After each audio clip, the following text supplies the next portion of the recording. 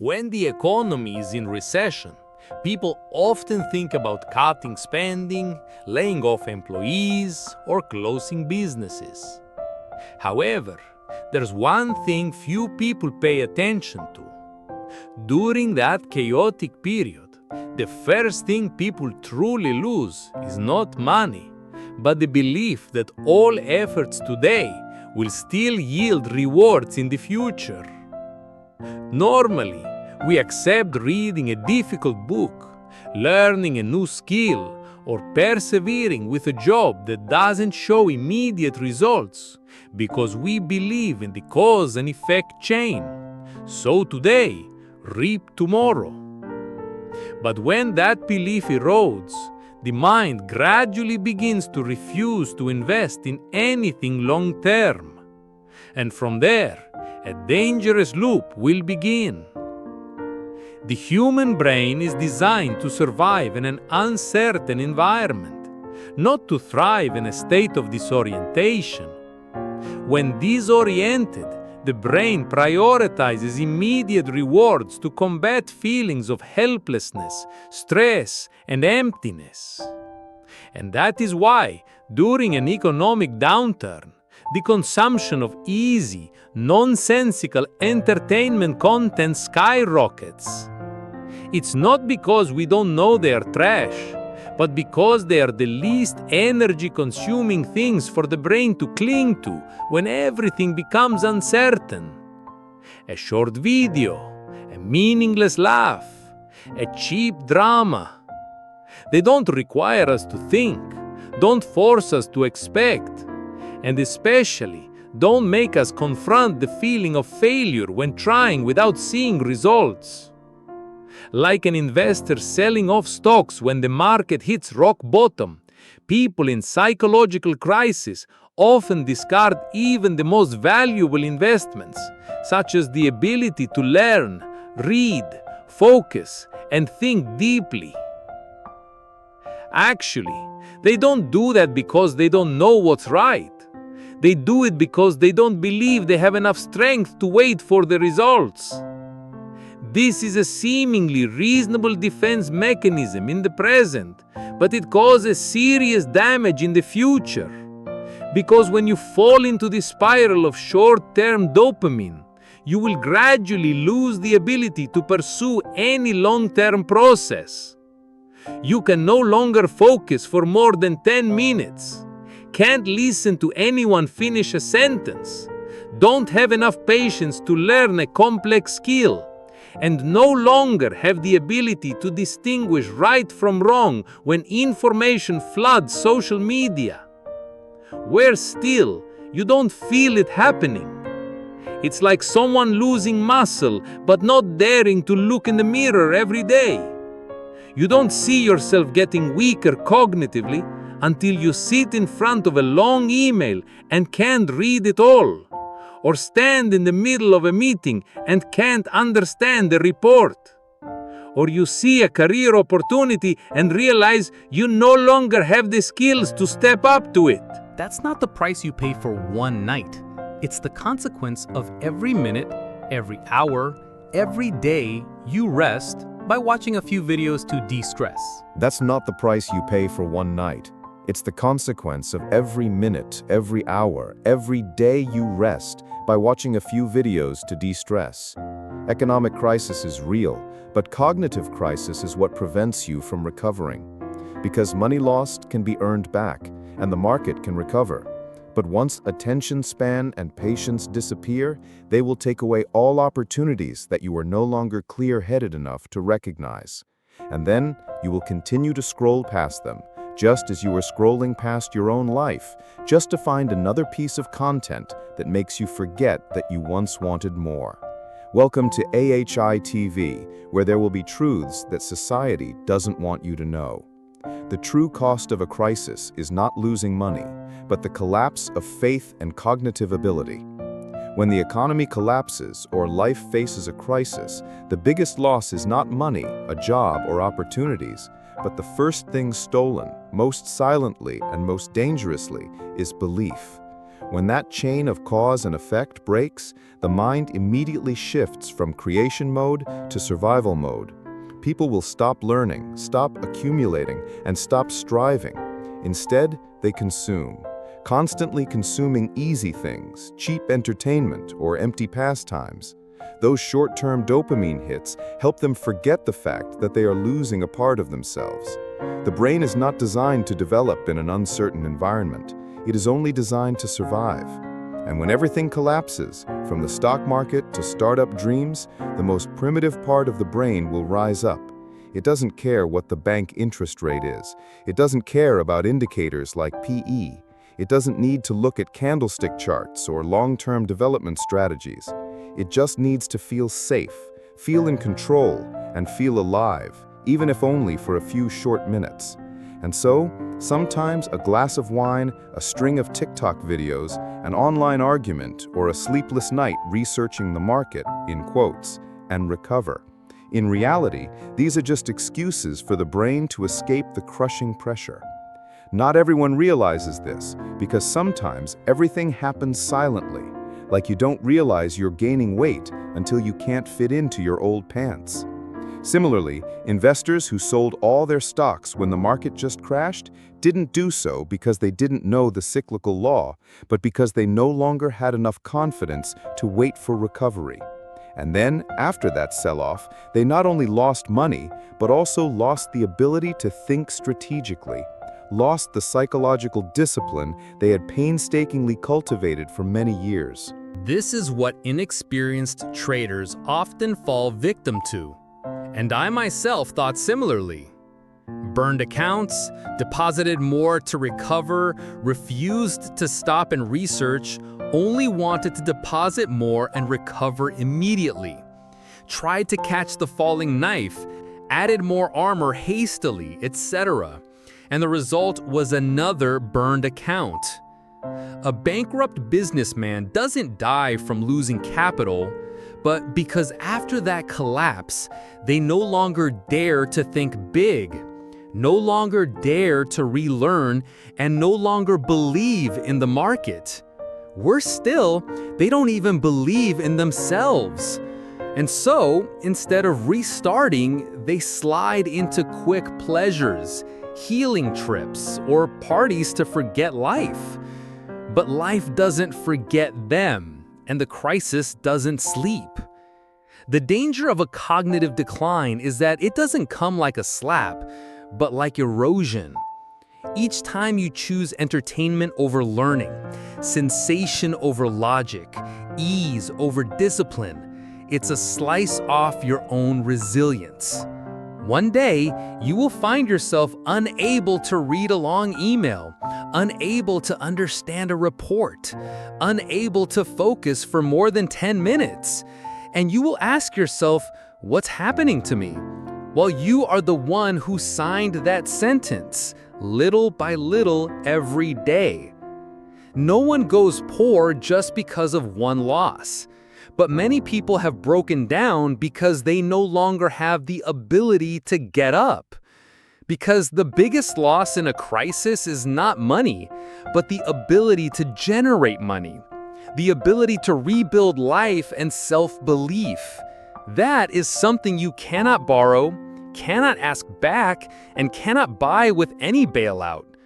Once it disappears, you are no longer living. You are just drifting. And you keep scrolling like that, in a world you once wanted to conquer. Not every financial shock kills you immediately, but the biggest shock is when you no longer believe you can recover. That's not about losing capital. That's when your mind surrenders, when the survival instinct in your brain kicks in, shutting down all efforts to think, learn, or wait. And then, in that panic, you start to slide. Not on the market chart, but within your own nervous system. When an investor is in debt, the first thing that disappears is not the account balance, but the belief in the entire process. All that once made them successful, like long-term analysis, investment discipline, patience, reading reports, analyzing charts, now becomes meaningless. Instead, the brain switches to emergency mode. There, dopamine becomes a religion. Any action that causes dopamine to spike will be absolutely prioritized by the brain. For example, constantly checking stock prices, rushing into stock forums, chasing rumors, or worse, pouring all money into last-ditch gambles, not because of strategy, but because of the emotional desire to recover. That is an instinctive reaction, and the crowd is the perfect embodiment of that reaction. Look back at all financial crises in history, from the dot-com bubble in 2000 to the financial crisis in 2008, or more recently, the COVID-19 crisis. When bad news spreads, the crowd doesn't analyze, doesn't verify, doesn't appraise. They sell. They sell crazily. They sell in panic. They sell because others are selling. They sell because they can't stand the feeling of losing control.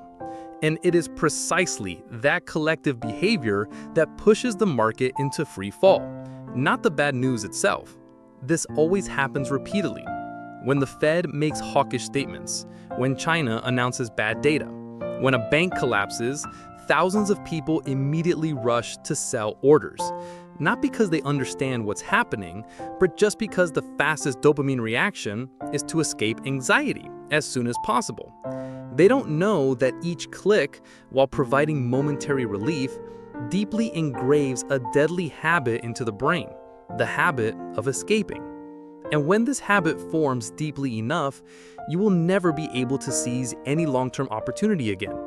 It's not because you're less capable or stupid, but because your brain has been programmed to fear anything that requires time, patience, and uncertainty.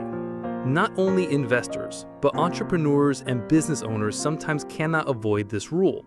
When the market plunges, many immediately cut staff, halt advertising, close new branches, not because of strategy, but because of the fear of losing more.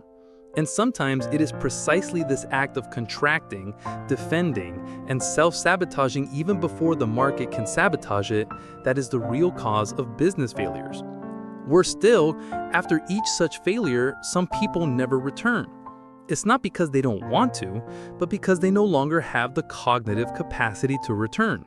They lose intangible, but extremely essential assets: the ability to learn, the patience to read a report, the ability to accept mistakes and continue analyzing. They no longer read books, no longer listen to podcasts, don't seek mentors, don't update skills. They think they once had their time. But in reality, they're turning themselves into living relics, soulless bodies without motivation or goals, only knowing how to survive by seeking cheap dopamine hits every day. This is the biggest tragedy. That's when you choose sensation over reason, reaction over strategy, consumption over creation. And like any other addictive substance, dopamine from easy things will gradually make you lose the ability to appreciate profound values. An investor who once thoroughly analyzed every business model might now just scroll through the trading screen, waiting for reversal signals. A businessman who once charted a 5-year strategy now just sits watching YouTube or scrolling TikTok, writing a few complaining posts and telling themselves the market is bad. They are eroding the very tools for recovery: long-term thinking and the ability to focus. You don't believe it? Then look at the habits of the crowd after every shock. When COVID-19 first broke out, instead of reading medical reports or researching data, most people rushed to hoard toilet paper. When interest rates rise, instead of learning about economic cycles, many buy gold, sell land, and accumulate dollars following trends. When real estate freezes, instead of learning more about asset valuation, many rush into crypto as a miraculous salvation. The psychology that whatever is fast will never die is because it is the shortest dopamine pathway in the modern human brain. And that's why financial markets, social media, and short video platforms are all perfect dopamine-sucking machines. They are not only addictive, but they change cognitive structure. When you get used to scrolling 5-second, 10-second videos, you will no longer be able to read a 5-page long report. When you get used to buying and selling based on signal groups, you will no longer have enough confidence to build your own investment strategy. And when you get used to reacting with the crowd, you will no longer be an independent individual, but merely a reflex of a system pulling your strings. The scary thing is, you don't even know you're being manipulated. It's like fast food addicts. They never realize they're gaining weight every day. You won't know you're losing capacity little by little until you can no longer understand financial news, can no longer refute an argument, can no longer focus for more than 10 minutes in a meeting. And when a real opportunity appears, you won't even recognize it because you no longer have the courage to seize it.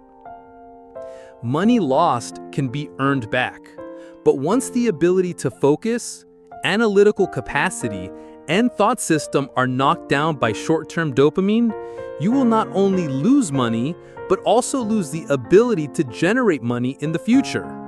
You will still continue to live, but not as an original investor, not as an entrepreneur, and not as an independent thinking individual, but as someone existing in a daze, waiting for another like, an easy video segment, or a rumor that makes you feel like you're still in the game.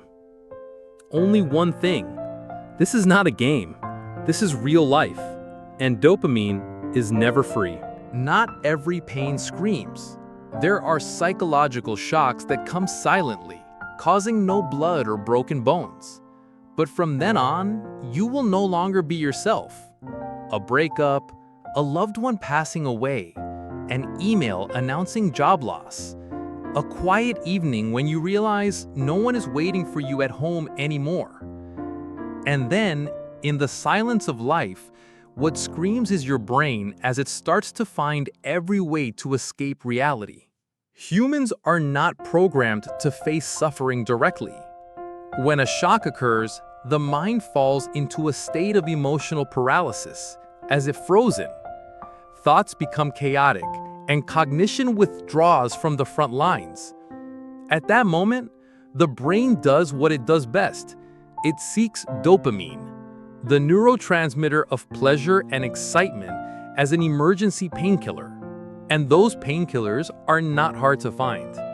A 15-second funny video, a 30-second video of a sexy hot girl shaking her butt, a mindless video game, a social media scroll that lasts until 2 a.m. They don't heal, but they make you temporarily forget that you are shattered. This escape mechanism is not wrong, but the price to pay is the erosion of your body. You don't realize it on the first day. You just think, I'm too tired today. I need to de-stress for a bit.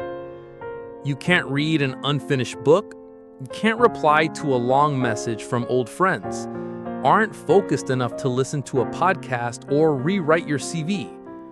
You procrastinate, you rest, you allow yourself a little entertainment, and then that little bit extends into a full-blown habit.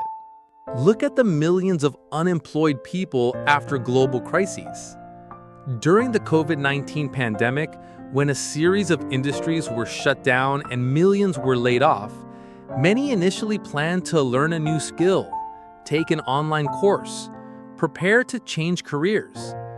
But after a month, they started browsing the internet more, eating indiscriminately, staying up late, waking up late, and falling asleep in what was called social distancing. 3 months later, some even forgot the password to their online learning accounts. 6 months later, they no longer believed they had the capacity to learn anything new. Death here doesn't come from the event, but from the reaction. And it doesn't happen instantly. It will erode little by little. Initially, you can't read a chapter of a book. Then you can't write a paragraph. And then you can't even handle a 500-word work email, for example.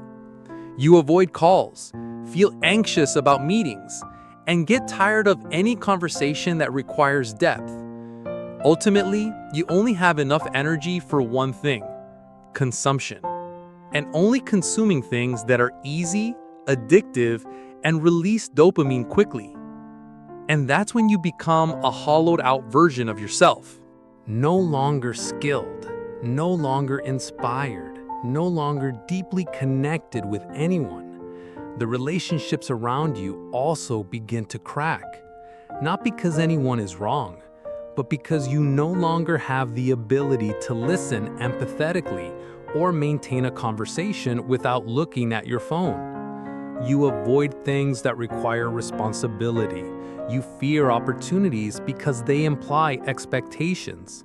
You even hate successful people because they force you to confront your own failures. Dopamine doesn't kill you, but it steals every opportunity to live a valuable life. Similarly, in investing, when the crowd rushes to sell off assets due to bad news, the human mind also collapses due to the bad news of its own life. People don't fall because they lose a job, but because after that, they do nothing. They don't learn new skills, don't train their minds, don't reconnect with old goals. Instead, they build a psychological bunker for themselves and decorate it with funny videos, fast food, entertainment games, and complaints on social media. You won't die from a TikTok video, but you can lose a career just for 3 months of de-stressing. Try looking around you. How many people who were once engineers, office workers, teachers, journalists, who once had ideals, read books, wrote, were passionate about their work, but after a shock, an injury, a period of unemployment, they disappear, not physically, but cognitively. They gradually become living objects who don't read, don't learn, don't debate, don't create, but just exist as a tired link in the consumer society. The biggest tragedy is that they don't know what they've lost. You won't realize you're getting cold inside. You still smile, still live, still post stories, still like friends' photos. But underneath is a mind without motivation, a fading memory, and a soul no longer capable of aiming for anything beyond the present sensation. And then, when an opportunity comes, you look at it like an audience member, not a participant. You see others seizing it, succeeding with it, while you scroll past. It's not because you don't want to, but because you no longer have the capacity to act. So when life pushes you to rock bottom, you have the right to be in pain, to cry, to collapse, to be lost. But you don't have the right to abandon yourself.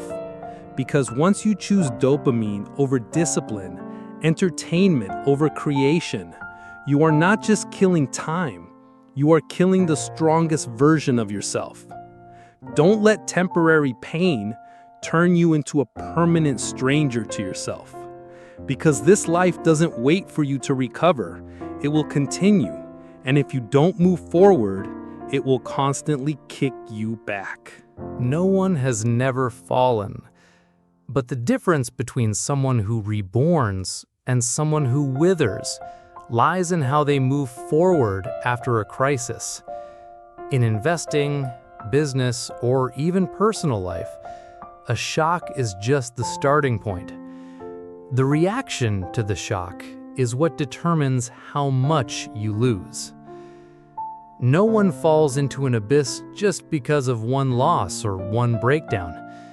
People fall because they lose the ability to recover, because they let themselves be drawn into short-term dopamine spirals, instant gratification, and easy thinking.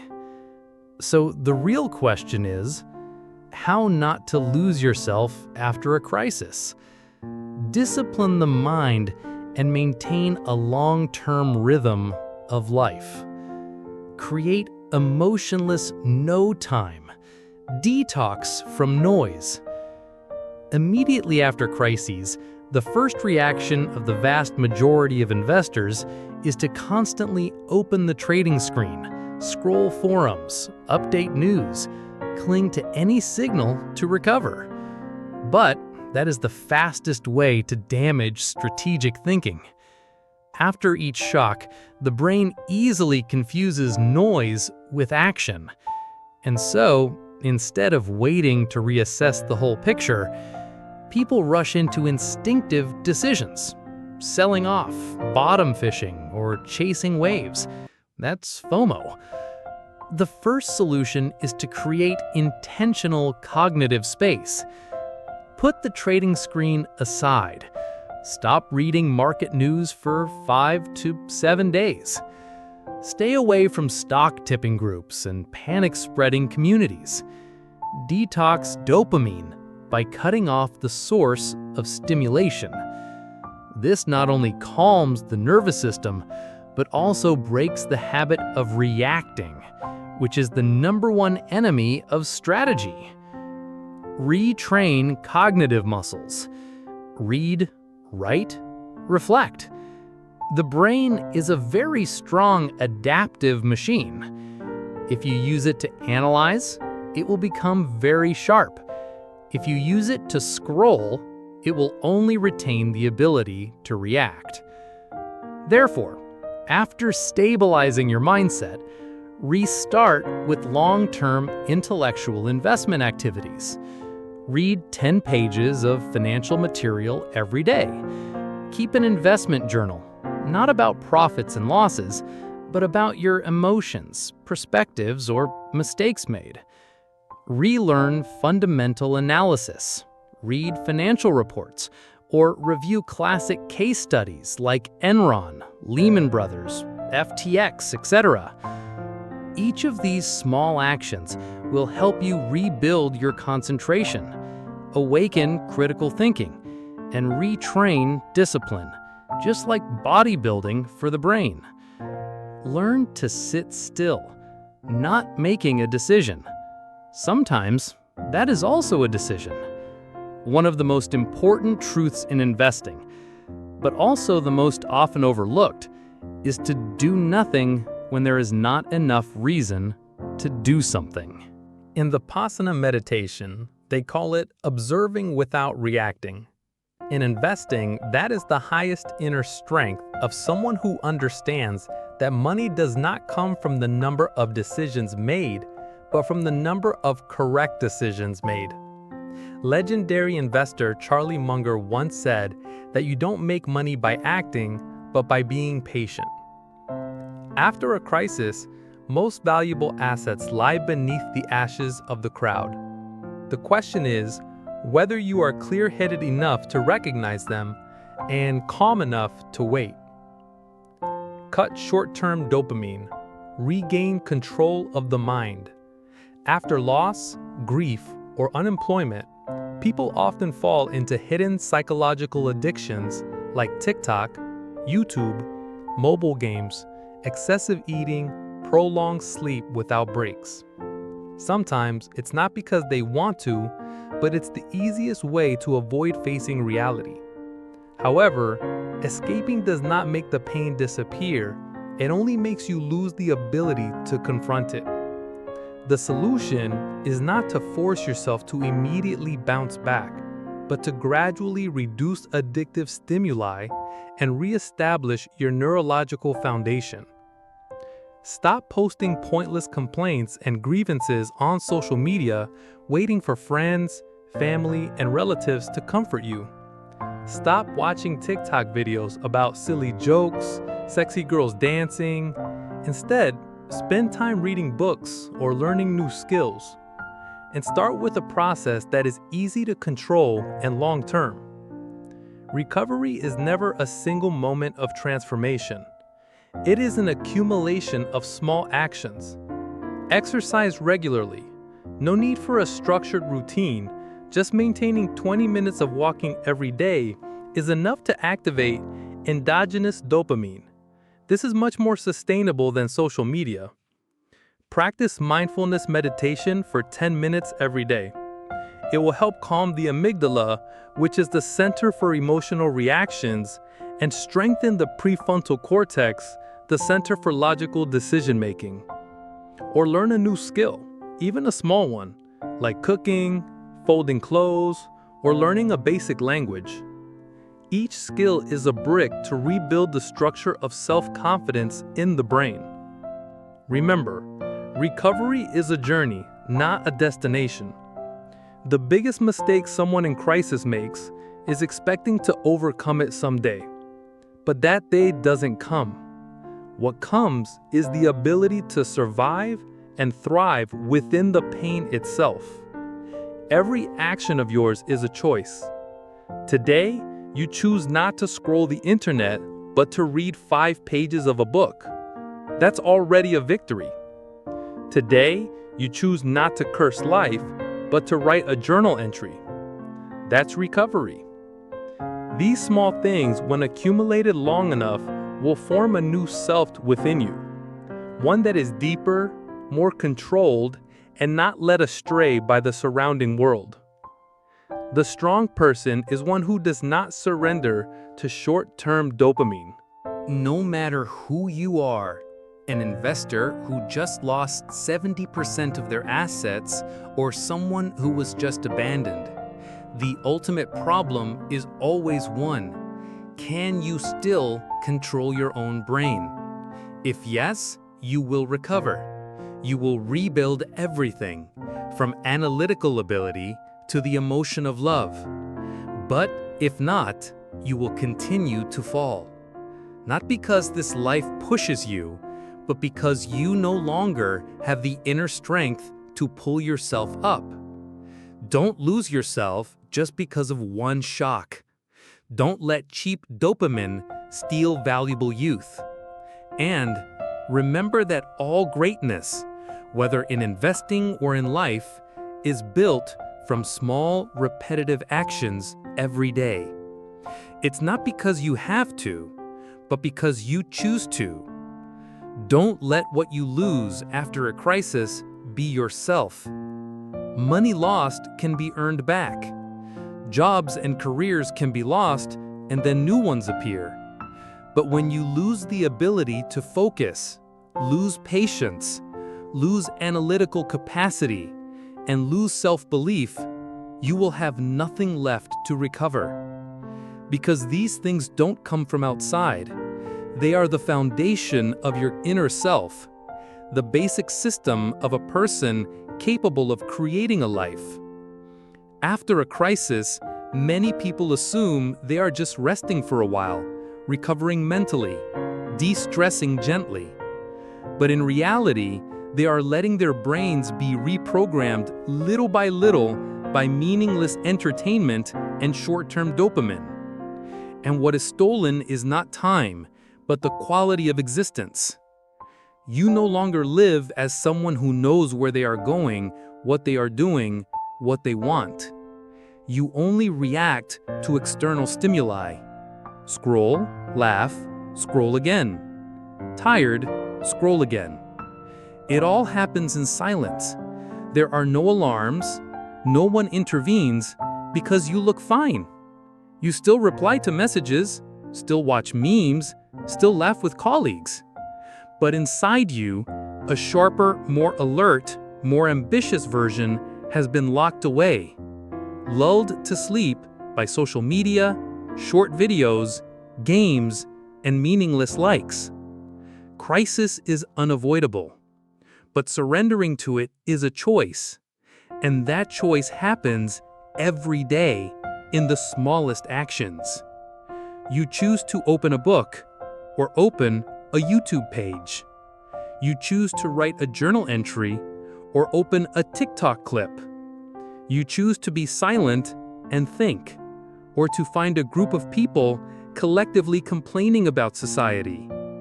So the final question is, after a crisis, will you continue to scroll, or will you start to get up and rebuild yourself? Because no one else can do that for you. No one screams a warning when you are gradually drifting into emptiness, and no one can give you back what you've lost if you don't start reclaiming it from today. Every action, every decision, every seemingly meaningless minute in life is where you will be reborn or continue to disappear.